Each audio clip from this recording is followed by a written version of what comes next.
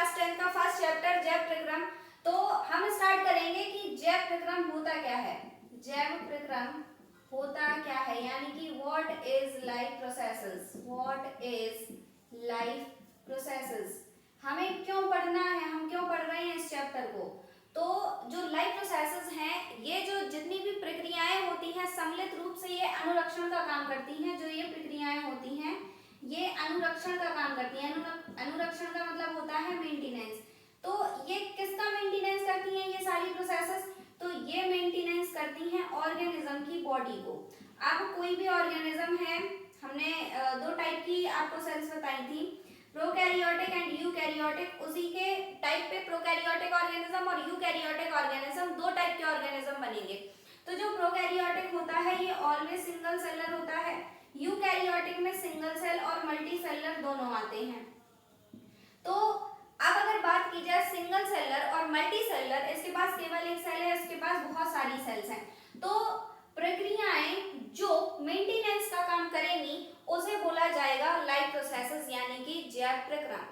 अब बात करते हैं कि जो जैव प्रक्रम है क्या सिंगल सेल में कुछ होंगे, कुछ एब्सेंट होंगे, या मल्टी सेलर में इससे ज्यादा होंगे, या फिर जो प्रक्रम सिंगल सेल में परफॉर्म करे जा रहे हैं वो मल्टी सेलर में एब्सेंट होंगे।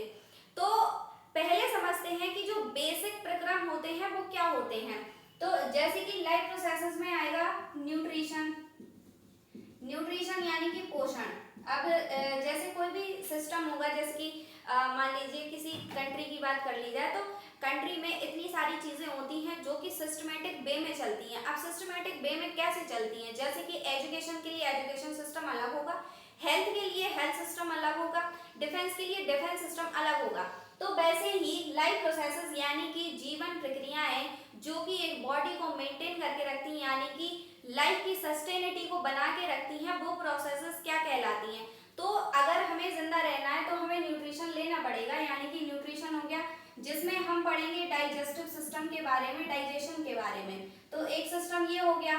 अब जो हमने न्यूट्रिशन लिया है उसको एब्जॉर्ब करके उसको ट्रांसपोर्ट भी कराना पड़ेगा, यानी कि दूसरा क्या हो जाएगा, ट्रांसपोर्टेशन। अब ट्रांसपोर्टेशन हो गया। यहाँ पे न्यूट्रिशन के बाद यहाँ पे मेटाबॉलिज्म भी एक प्रोसेस हम पढ़ेंगे जिसमें कॉम्प्लेक्स फूड को सिंपल एब्जॉर्बेंस वाले मॉलिक्यूल में कन्वर्ट होना रहता है जो कि रेस्पिरेशन के द्वारा होता है। तो यहाँ पे हम रेस्पिरेशन के बारे में भी पढ़ेंगे। रेस्पिरेशन, अगर हम न्यूट्रिशन ले रहे हैं तो यहाँ पे ग्रोथ भी देखने को मिलेगी। ग्रोथ का मतलब क्या होता है, जैसे मान लीजिए कि 5 ईयर का कोई बेबी है, मतलब कि छोटा बेबी है, तो क्या वो इतना ही छोटा रहेगा, नहीं। अब ये अपनी लाइफ प्रोसेसेस को कंटिन्यू करेगा और अपनी ग्रोथ को डेवलप करेगा, यानी कि डेवलपमेंटल प्रोसेसेस भी होती हैं, ग्रोथ एंड डेवलपमेंट। उसके बाद हम पढ़ेंगे कंट्रोल, ग्रोथ एंड कंट्रोल। इसके बाद हम पढ़ेंगे रिप्रोडक्शन, यानी कि हर इंडिविजुअल अपनी स्पीशीज को बनाए रखने के लिए रिप्रोड्यूस करता है, तो रिप्रोडक्शन। तो ये सारी प्रोसेसेस जिस भी ऑर्गेनिज्म में होती हैं उसे बोला जाता है लिविंग थिंग। यानी कि अगर हम यही बोले कि जीवन क्या है, वैसे तो जीवन को परिभाषित करना थोड़ा सा मुश्किल है, लेकिन बायोलॉजिकल सेंस में ये सभी चीजें यानी कि ये सभी प्रक्रम को सम्मिलित रूप से कहते हैं लाइफ यानी कि जीवन। तो यहाँ पे हमने बात करी न्यूट्रिशन की, transportation, growth, control and reproduction. तो ये सारी जो प्रोसेसेस होती हैं ये लाइफ की सस्टेनिटी को बनाए रखती हैं, जो कि एक organism number of activities perform करता है अपनी लाइफ की सस्टेनिटी को बनाए रखने के लिए। तो आगे हम बात करने वाले हैं न्यूट्रिशन के बारे में कि हमें न्यूट्रिशन लेना क्यों जरूरी है। अब जैसे कि कोई भी सेल है तो वो काम करना चाहती है, उसको काम करने के लिए कुछ तो चाहिए।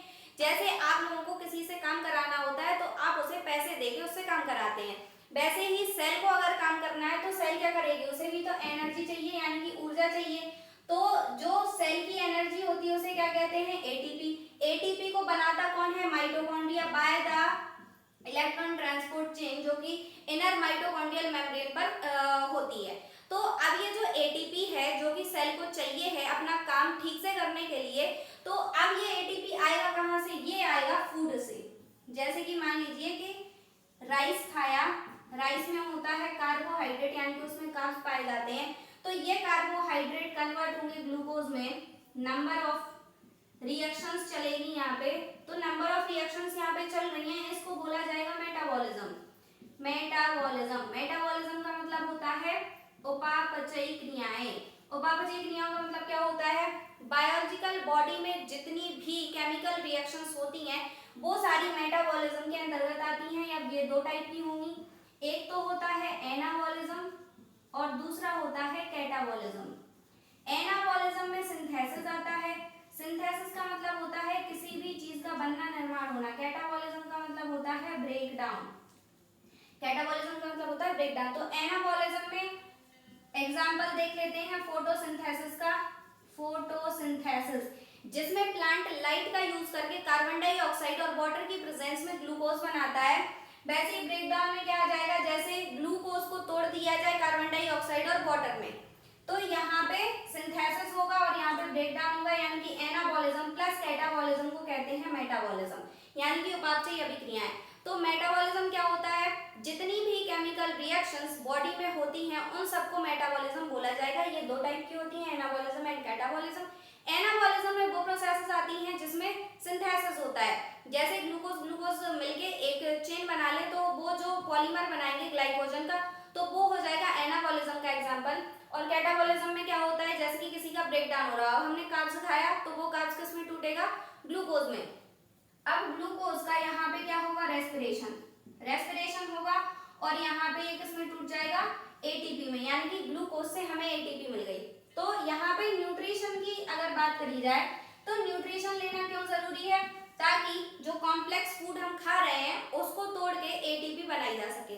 तो यहाँ पे क्या क्या प्रोसेसेस होती हैं, मेटाबॉलिज्म होगा, रेस्पिरेशन होगा, उसका ट्रांसपोर्टेशन होगा, उसके बाद वो सेल उस एटीपी को यूज करेगी, ग्रोथ करेगी, रिपेयरिंग करेगी, जैसी भी उसको ऊर्जा की जरूरत होगी, यानी कि एटीपी को उसे जिसमें भी खर्च करना होगा वो अपनी प्रोसेसेस के लिए लगाएगी। तो ये सारी चीजें परफॉर्म करी जाती हैं लाइफ प्रोसेसेस के अंतर्गत। तो अगर पूछा जाए कि जीवन क्या है, तो ये सारी चीजें, ये सारी प्रोसेसेस सम्मिलित रूप से कहलाती हैं जीवन। यानी कि अगर हमें लिविंग और नॉन लिविंग थिंग को डिस्क्रिमिनेट करना है तो हम कैसे बोलेंगे कि जो लिविंग थिंग है और जो नॉन लिविंग थिंग है, इन दोनों के बीच में इन्हीं प्रोसेसेस का डिफरेंस होता है। लिविंग थिंग में ये सारी प्रोसेसेस होंगी और नॉन लिविंग थिंग में इनमें से कोई भी प्रोसेस नहीं होती है।